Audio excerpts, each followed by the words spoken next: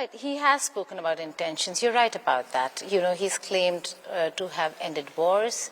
He's been claiming, much to India's disappointment, that he brought about or brokered a ceasefire between India and Pakistan.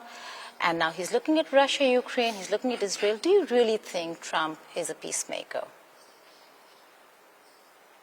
Ну, в случае, касающегося ситуации на Украине... Regarding the situation in Ukraine, yes, let me repeat once again. I am absolutely certain, with no doubt at all, he sincerely aims for a peaceful resolution. Let me stress once again, the United States may have various reasons for this. И гуманитарного характера, лично для Трампа. Humanitarian ones, personally for Trump, because he genuinely wants to end hostilities and prevent further loss of life. But there could also be political interests tied to ending the confrontation between Russia and Ukraine. И экономические тоже. Кстати говоря, в сфере... Or economic motives too. By the way, they can be in the energy area and in other areas. Восстановление отношений экономического характера между... There are numerous areas where restoring economic relations between the US and Russia would benefit both sides. I showed you some letters, I won't go into this right now, large US companies sent to us. We should remember this. Не забывать о том, что они есть. Really? Oh. Of course. Конечно, о том, что они... About their existence. They're waiting until all problems are solved and they are ready to return to us. They want this, asking us not to forget about them. The letters are there. What's so surprising about that? Many want to return. So, of course the Indian government is saying right. Why should we leave? But for Trump to make the bidding is what we were stuck at. For Trump to make the bidding, to come with companies, letters from companies, that's a different ballgame altogether. No, I believe there has been a misunderstanding. We have letters from American companies, letters they have sent us, where they urge us not to forget about their existence. These are our former partners, who did not leave by choice. They express a clear desire to resume cooperation and are waiting, among other things, for a corresponding political signal. This interview, this conversation is becoming very interesting, sir, because there are so many highlights of understanding it. It's really pleasant to see you and your sense of humor and how you're putting things forth. But now we'll go on to a very serious matter, and that is the Russia-Ukraine war. So what, in your view, would constitute a victory for Russia in the Russia-Ukraine war? What are the red lines? Because you have, and I quote you, you have said very clearly that Russia will lay down arms only if Kyiv's troops withdraw from territory claimed by Russia. Which parts would that be? You know, it's not about victory, like you have said. The point is that Russia is determined, and will certainly do so, to protect its interests, protect its people living there, protect our traditional values, Russian language, and so on. Protection by the way of religion that has been cultivated on these lands for centuries. Yet you know that the Russian Orthodox Church in Ukraine is almost banned. They seize churches, drive people out of temples, and so on. It is a problem. And I'm not even mentioning the ban on the Russian language and so on. It is all part of a big set of issues. Let me remind you, we were not the ones to start this war. The West egged Ukraine on and supported the events orchestrating a coup d'etat.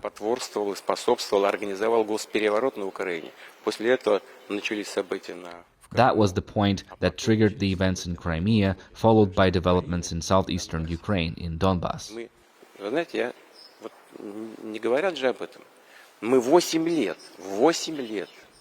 They don't even mention it. We've tried to resolve these issues peacefully for 8 years, signed the Minsk agreements, hoping that they could be resolved through peaceful means.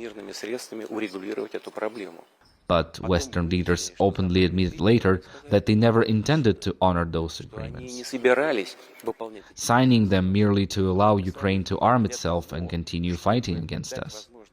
After 8 years of relentless violence against our citizens of Donbass, something the West hasn't uttered a word about, we were forced to recognize these republics first, and secondly, provide support.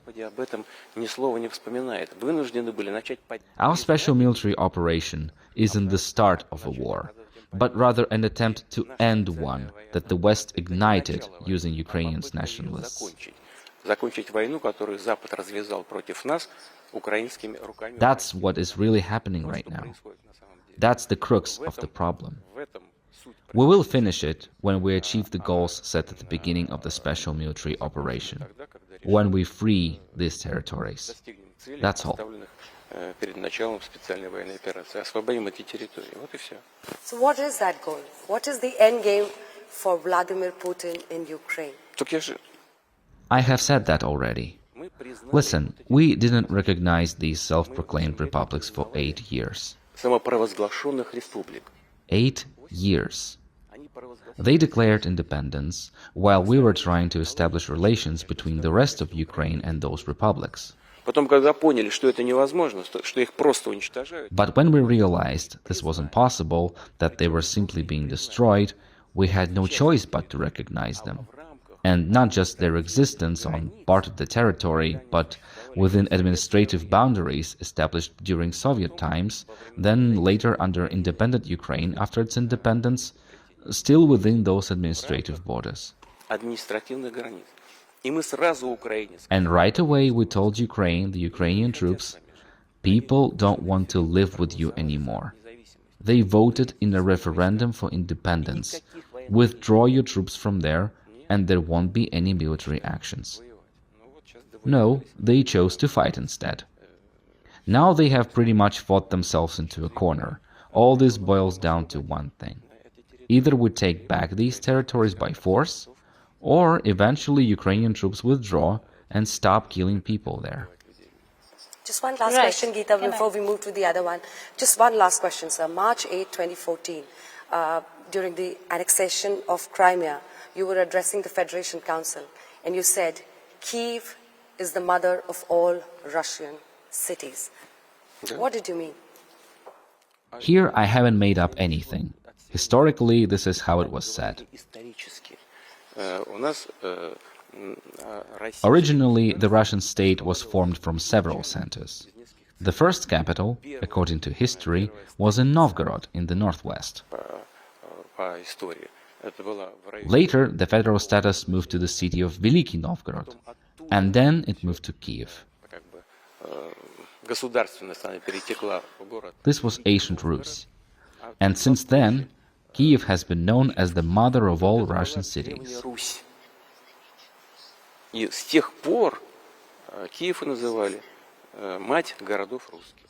Later, historical events unfolded in such a way that the ancient Russian state split into two parts. One part began developing with Moscow as its center, while another part fell under other countries.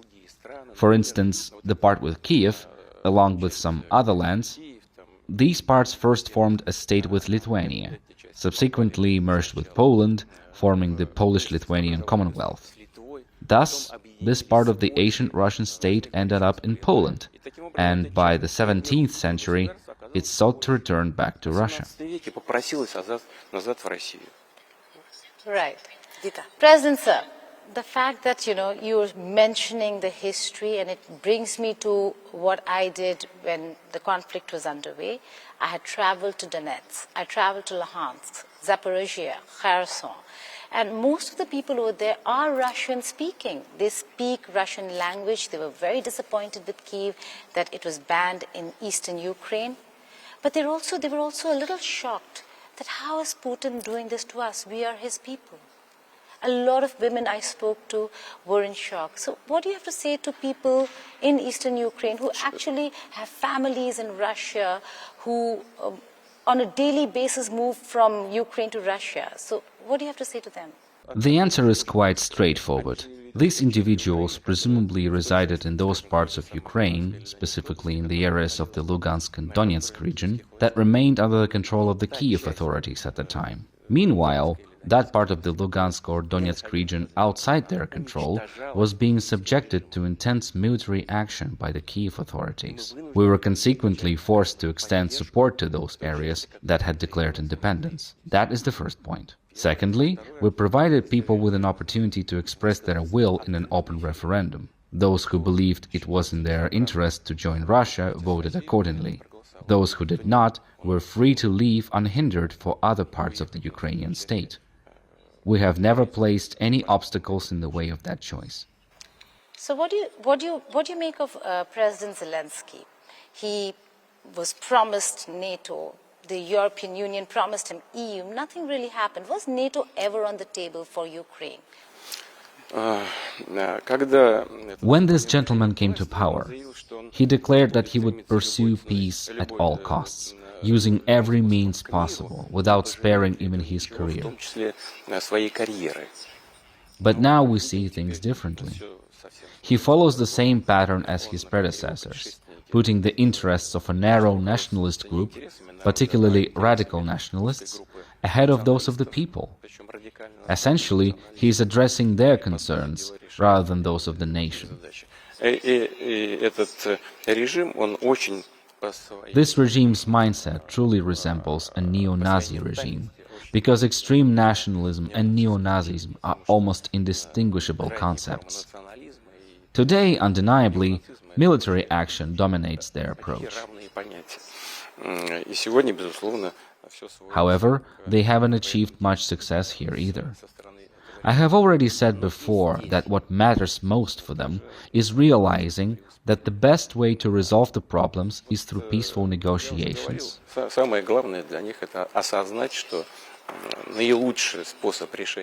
And we attempted to negotiate with them back in 2022. What exactly they plan to do remains to be asked from them directly.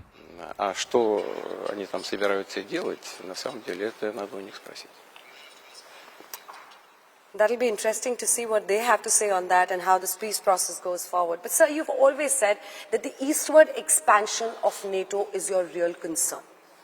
Now, Ukraine hasn't got this NATO membership as of now. My question to you, sir, is NATO expansion the real threat or just a pretext for what you think is a part of Ukraine which is probably you want control over? Or you think that injustice is being done, Russian language is being banned? These were the real issues.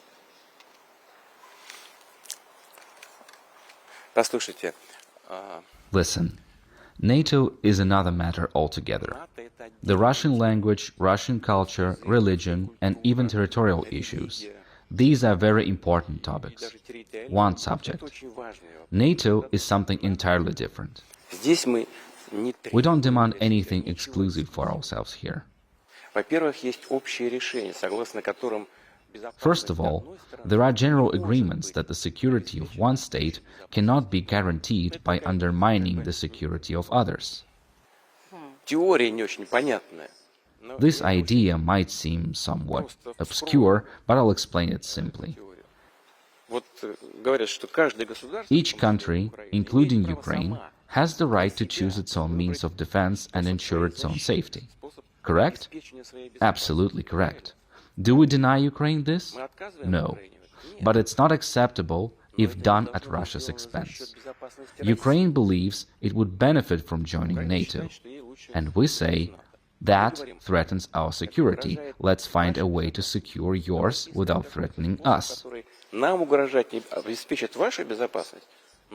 Secondly, we're not asking for anything unusual or unexpected, nothing falling from the sky. We're just insisting on fulfilling the promises already made to us.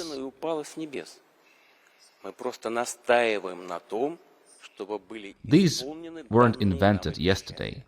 They were pledged to Russia back in the 90s. No expansion eastward, this was stated publicly. Since then, several waves of expansion took place, culminating with Ukraine being drawn into NATO. This completely displeases us and poses a serious threat. Let's remember that NATO is a military-political alliance, and Article 5 of the Washington Treaty, establishing NATO, hasn't been repealed. It's a threat to us. Nobody bothers to take us seriously. Lastly, when Ukraine became independent, few people recall this, what was the first document ratifying independence? It was the Declaration of State Sovereignty, Independence of Ukraine. That forms the foundation of Ukrainian sovereignty and modern statehood. And it clearly states that Ukraine is a neutral state. Well, was that also the basis for what happened when you decided to annex Crimea, your only warm water port, a very important strategic port for Russia, and then Russia was no longer part of G8. Today, the West claims or says that your actions in the recent past is the reason for, and I quote unquote, the isolation of Russia.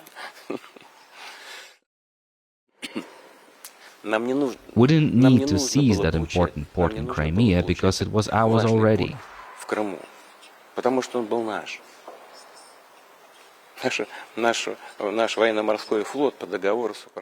Our navy had been stationed there under the agreement with Ukraine, which is a fact. After the collapse of the Soviet Union, our fleet remained there regardless. The matter isn't about that, though it's significant, but that's not what we're talking about here. And we did not annex Crimea. I want to emphasize this point. We simply came to help people who didn't want their lives or fate tied to those who staged a coup in Ukraine. They said, hey, nationalist extremists took over in Kiev. Did anyone ask us? Okay, we ended up as part of independent Ukraine after the dissolution of the USSR. So be it. History happened like that. Fine, okay. Now we'll live it that way. But we believe that we exist in the democratic state, and if coups happen here with unknown consequences, then we won't accept that. We don't want to live like that. There was a threat, not just of pressure, but of outright violence against the Crimeans. Russia stepped in to help them. How could we do otherwise? If someone believes differently, thinking that Russia would act differently, they're deeply mistaken. We'll always defend our interests and our people. Right. Okay. Can I, Anjana, just ask one brief question before we move on to the other part? Do you want to go back to being a part of the G8? Because that's a lot, there are a lot of reports on that. So is that something that Russia is looking at? No. That's an interesting answer, sir. You're very clear about that. Well, yes. The thing is,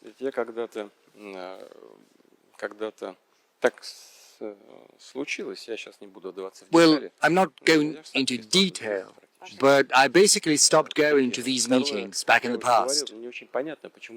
That's the first thing. Secondly, I can hardly understand why countries of the G7 call themselves G7, you know, in Russia it's called G like for great, big. The thing is, India's economy in purchasing power ranks third. And what about the UK or other countries in terms of purchasing parity capacity? I think it's 10th or something like that. I don't remember. But yes, these countries have a high-tech economy with a very solid foundation, which is still very much there, even though their share in the world economy is shrinking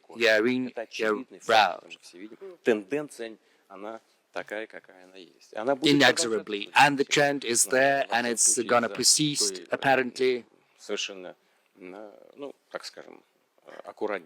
Well, let's put it mildly. I think this is going to happen due to the erroneous policy pursued by the authorities of many of these countries. Let's have a look at the recession in Germany.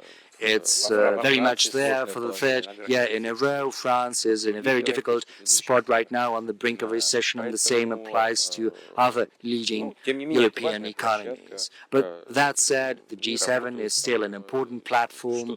They are working on something, discussing things, making some decisions. Good health to them and all the best.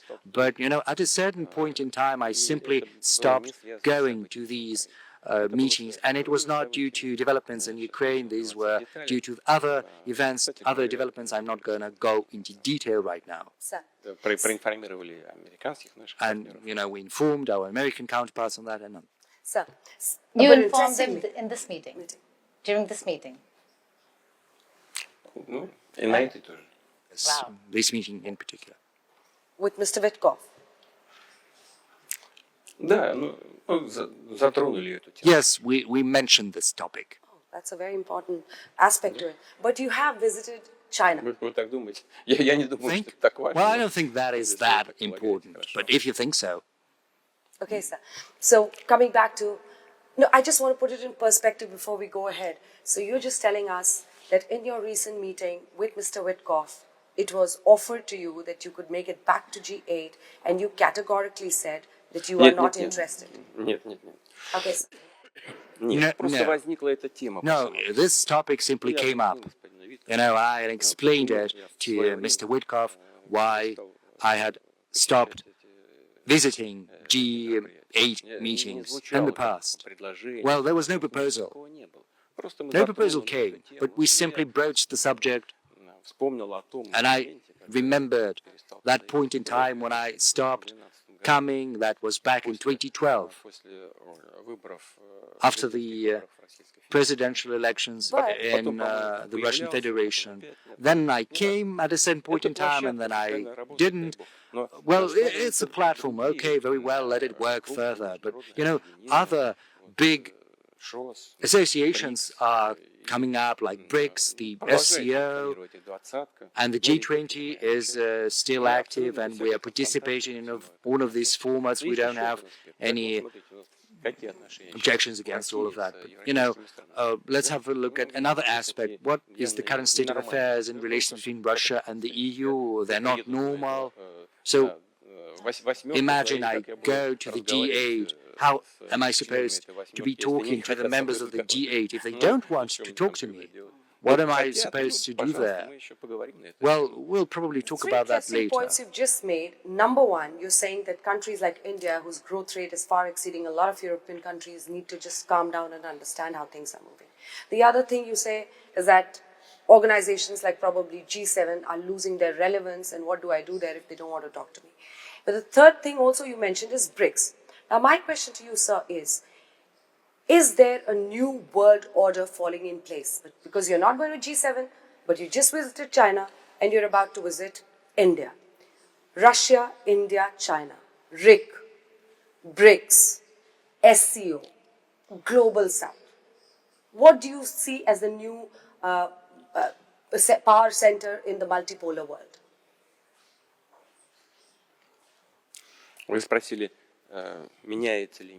You've asked whether the world is changing, whether a new world order is,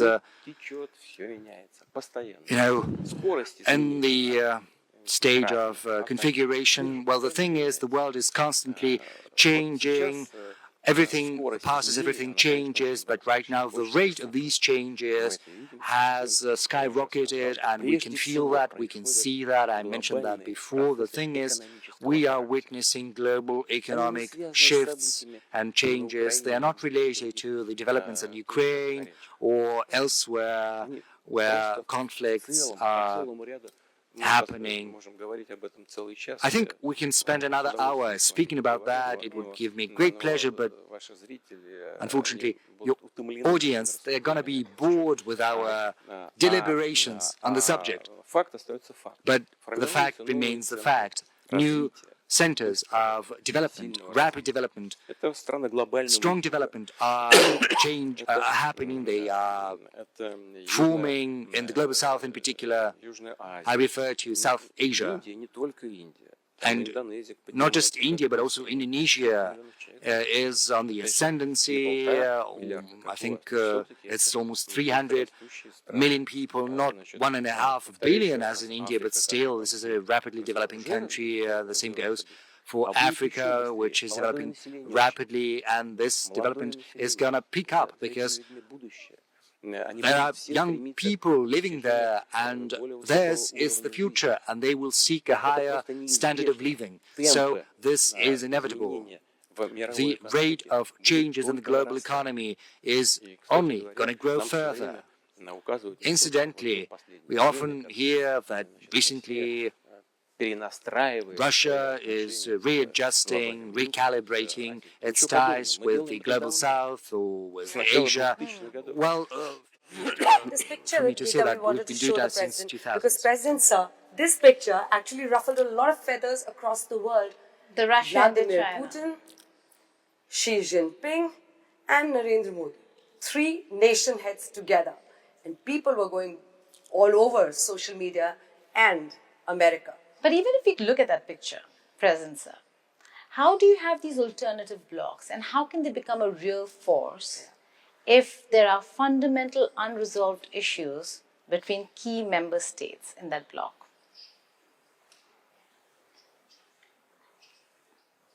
Вы знаете, конфликты всегда The есть. thing is, conflicts are always there, they're always present. There was not a point in time where there had been no conflict. Let's have a look at the background of major regions, major centers of the world. Whether you look at any point in history, you will see that there are always questions, always conflicts. The most important thing is how do you go about finding a solution to the conflict? How do you go about finding the most efficient method of addressing these challenges? Let's take BRICS and other large associations like the Shanghai Cooperation Organization. And the thing is, within these organizations, we have a common understanding of what brings us together, and that is our values, traditional values, on the basis of which our civilizations have existed for hundreds, if not thousands of years. And based upon these values handed over to us from previous generations, we're trying to advance and move forward, bringing our efforts together rather than trying to repress these opportunities. And when you pull efforts together, then the end result is based on synergy, and it turns out to be unprecedentedly good, unprecedentedly impressive. And this is what we are prioritizing within these associations and organizations. There was not a single time when we got together to find a way of trying to dupe someone or preventing someone's development. Our agenda is always of a positive nature. And I think this is important. Okay, so that's an important answer, but are there alternatives? Because the biggest thing when you have these blocks is how do you make it economically viable? Are we looking at alternative payment systems? Is there going to be a BRICS currency? Or are we looking at alternative payments in terms of national currencies? Rupee ruble. Moving towards de-dollarization, basically. Вы знаете, никуда не надо спешить. Well, you know, there is no need for haste. И тогда не будешь совершать And каких-то грубых ошибок. if there is no hurry, then you will avoid many grave mistakes. Let's have a look at Europe. They created the Euro system and they involved in that Eurozone several countries that were economically unprepared for a single currency. Hence, problems with regulating a number of issues related to the social system. You know, you cannot simply work with the national currency because there is one single currency, hence problems with the budget, we do not have this goal of building a single currency in BRICS at this stage and point. This has to be done very carefully, prudently. Надо шире использовать возможности нового банка развития БРИКС. Так? Вот мы, например, предлагаем создать новую инвестиционную платформу с использованием электронных расчетов для того, чтобы, с минимальным капиталом, там, $100 миллиардов для начала, значит, но для того, чтобы создать условия для совместных инвестиций и в нашей экономике, и в экономике развивающегося глобального юга. И полагаю, что это может быть очень интересно, потому что это вложения, которые могут помогать и развитию стран, реципиентов этих инвестиций, и нам могли бы помогать, потому что мы бы вместе с этими странами производили бы хорошего уровня, качества продукцию по приемлемым ценам, что способствовало и развитию стран Юга, и нашему развитию. И инструментов таких расчетов может быть все больше и больше. Современные средства электронные деньги, современные средства платежа электронные, они существуют и очень быстрыми темпами развиваются. И эта работа не против кого-то. Совсем нет. Это просто совершенствование тех инструментов, которые и так в мире существуют. Вот и все. Они же есть.